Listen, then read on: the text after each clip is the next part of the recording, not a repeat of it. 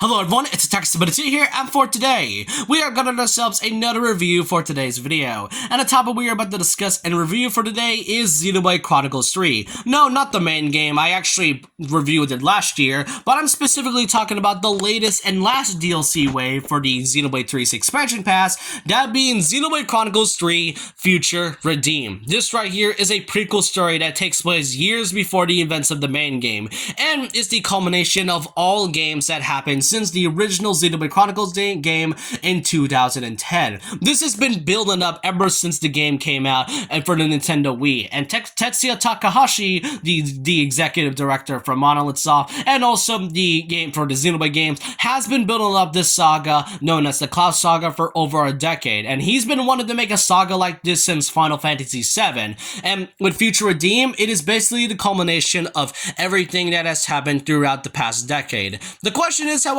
is it ending off with a bang or does it end off with a whimper? That's so today we're going to be reviewing the Future Redeem DLC, since this is the last wave, and while this future is uncertain for the Xenoblade Chronicles titles, I will say that I hope it will be a good one. So for this review, I'm going to be reviewing its DLC from its characters, from its performance, its acting, the story, the gameplay, and a few extra side content, and I will head into spoiler territory, by the way, so if you don't really want that whatsoever, I highly recommend just skip into the parts of the video where I won't do anything spoiler related. So yeah, I just want to let you all know that right away. And so with that, let's go and discuss Xenoblade Chronicles 3 Future Redeemed itself.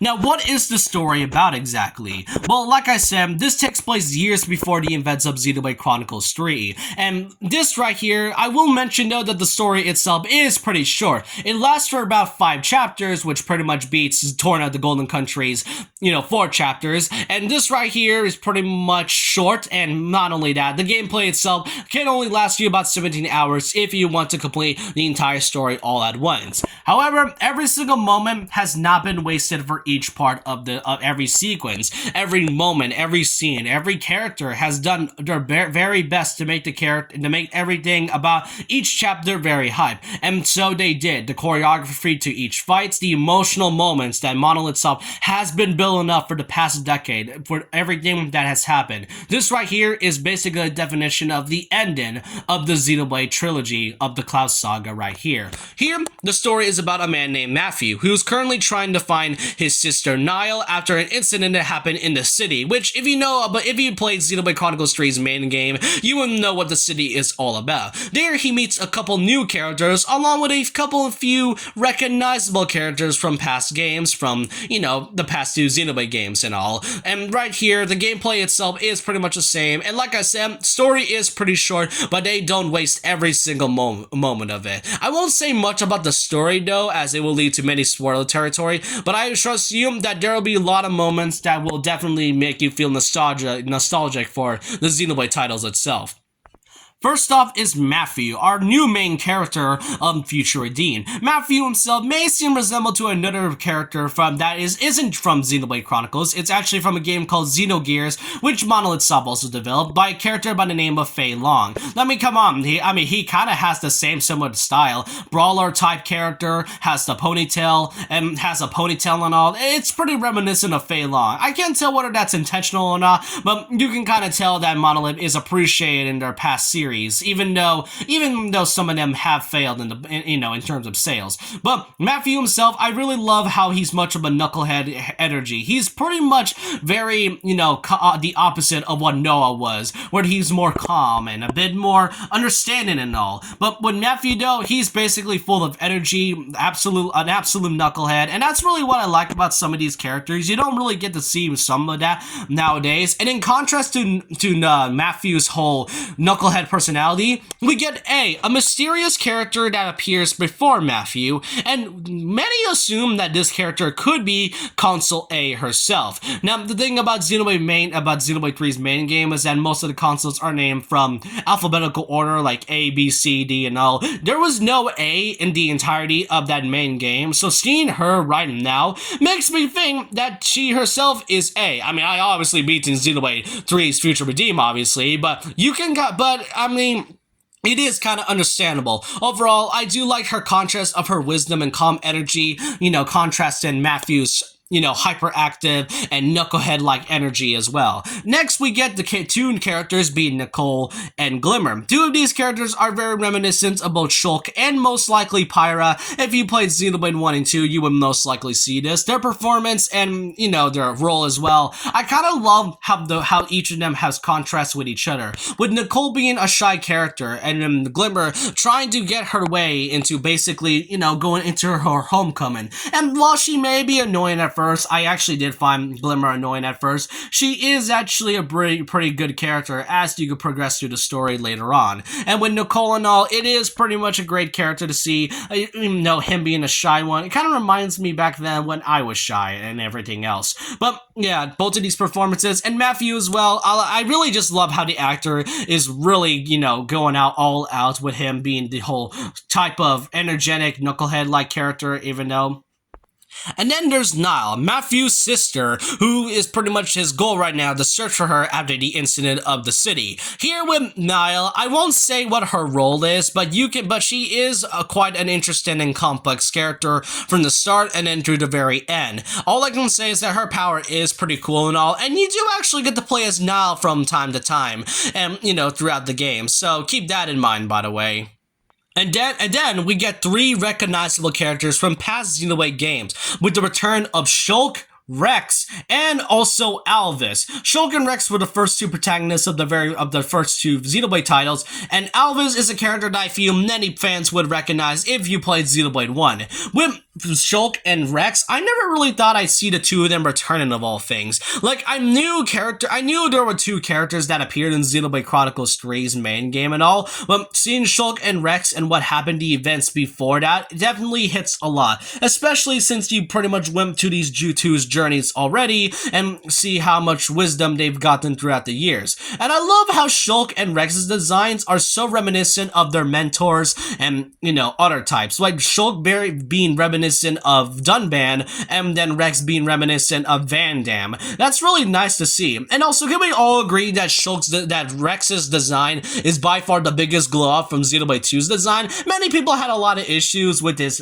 voice actor and especially the design itself, but now seeing Rex now in Xenoblade 3, yeah, I can say that he's got one of the biggest glow ups in the game. But with their voice actors with each of them, Shulk, for example, Shulk is a character that was played by Adam Howden, who has been playing the character since 2010 for the Nintendo Wii, and with each entry, you can tell how much Adam Howden really matches Shulk so much. No other actor can honestly replace Shulk as a character whatsoever, and you cannot change my mind whatsoever. You can also hear the return of Alvis's voice actor as well, and I won't say what his role is in the story. It's quite a surprise and all, but really, seeing Alvis once again, like, I knew Alvis had to be appearing somewhere, but seeing him appearing in this one definitely felt like a huge surprise to me. And with Rex, aside from the biggest glove, another thing to mention is that he does have a different voice actor. It isn't the original one from Xenoblade 2, sadly, which may bother some fans for those that actually gotten used to Rex's voice actor in the second game. To me, though, I can understand why, because one, some people find it a bit annoying, especially from how bad he can scream in the game. But the thing about it, though, is that I feel like they were trying to find an actor to pretty much matches Rex's adult voice, so I can see why they had to change Rex's voice overall. But Adam Howden, there is no other character I can imagine. There's no other actor I can imagine who can just replace Shulk's actor as a whole. So yeah, that's pretty much all I can say about the characters, but what about the gameplay itself? Now, the gameplay is the typical Xenoblade 3 gameplay from the main game. It's a mix of Xenoblade 1's and 2's mechanical combat style and all. However, there are a few notable differences. Number one is the fact that some of these attacks and these stats are only unlocked by an affinity grout. An affinity grout is kind of like your typical affinity chart from Xenoblade 1 and 2 altogether, except you're going to have to do a lot of field skills, which kind of is reminiscent of Xenoblade 2's and all, and with each one, you can also grow a community. You can fight enemies to put them in their enemypedia, and then you can also use the collectopedia, which you can get items from off the floor, get ether cylinders, build stuff, construct and build things. It's basically like the field skills from 2, except it was taken up a notch. And with each skill, you'll get affinity points, which you can grow your character's stats one by one, and also get more combat abilities and whatnot. Another thing to mention is that there is no Ouroboros forms this time. While Matthew is wielding the Ouroboros arms, you cannot transform as the Ouroboros whatsoever. It's kind of, I mean, this does take place years before the events of Xenoblade 3, so it does make sense.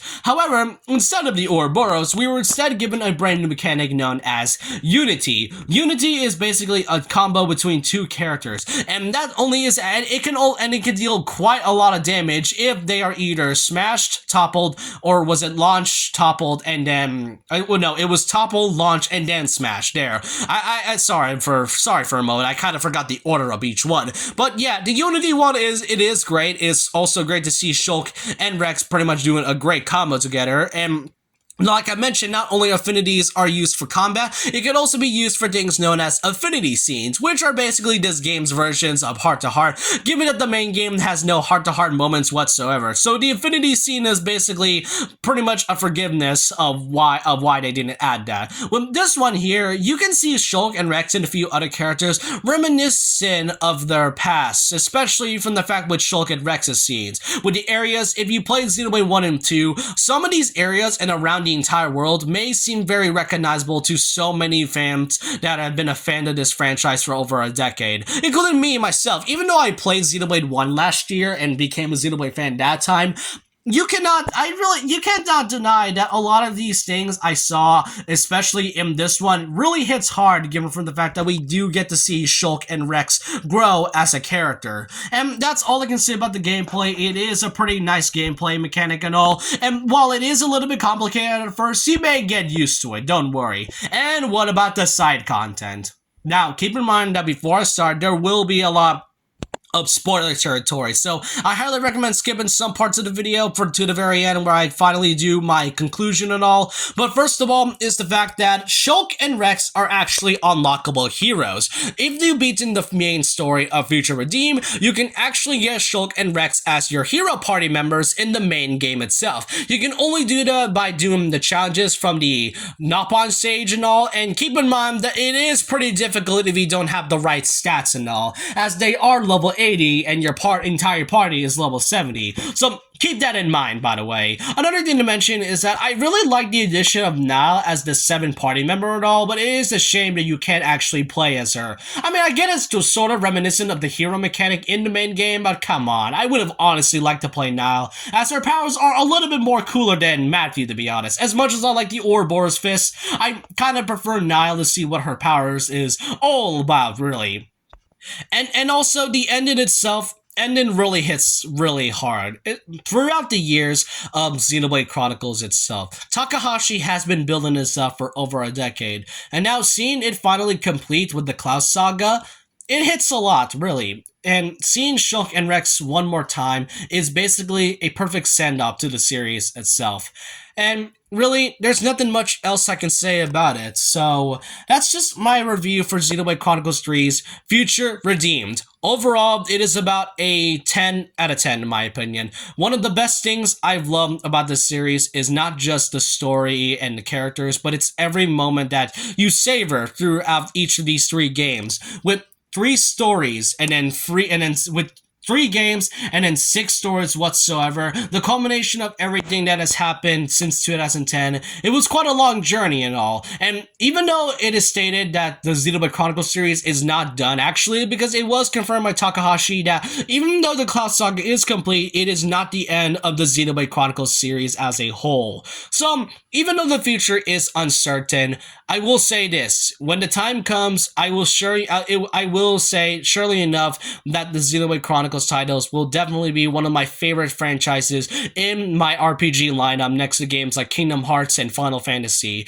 I really hope to see the Xenoblade franchise in the near future and all. And really, with that, hope you guys enjoyed this. Let me know your thoughts and opinions down below about this. What do you all think of Future Redeem? Do you think this is quite a perfect send-off to the Klaus Saga? Let me know your thoughts and opinions down below about this. And so with that, leave a like, comment, subscribe, hit the notification bell for more videos, follow my Twitter, and I'll see you guys next time. And remember this, once a legend, always a legend.